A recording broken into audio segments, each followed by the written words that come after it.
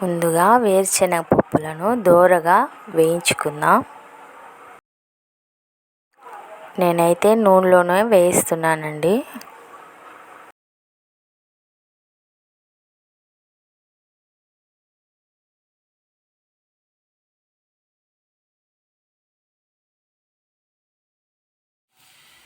ఇప్పుడు కొంచెం మినప్పప్పు కూడా కొంచెం దోరగా వేయించుకుందాం, బ్రౌన్ కలర్ వచ్చేంత వరకు.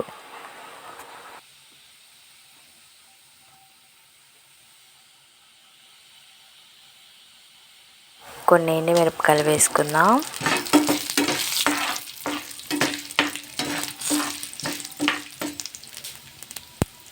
ఇప్పుడు ఆయిల్ వేసుకొని ఆవాలు, కరివేపాకు వేసుకొని బాగా వేయించుకుందాం.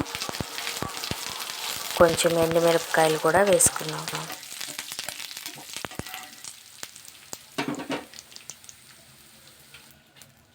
కొంచెం పసుపు వేసుకొని బాగా వేయించుకుందాం.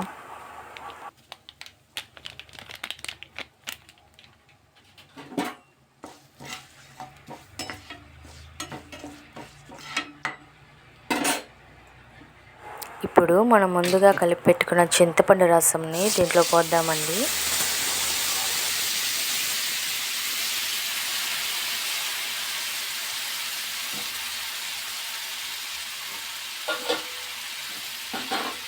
సరిపడినంత ఉప్పు వేసుకుందాం.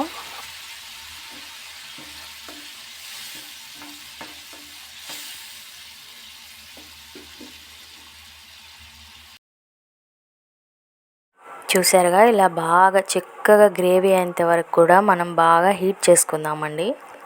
ఇప్పుడు బాగా హీట్ అయిన పులుసును వేడి అన్నంలో వేసుకొని ముందుగా మనం వేయించుకున్న పప్పులన్నీ కూడా వేసుకొని కలుపుకుందాం.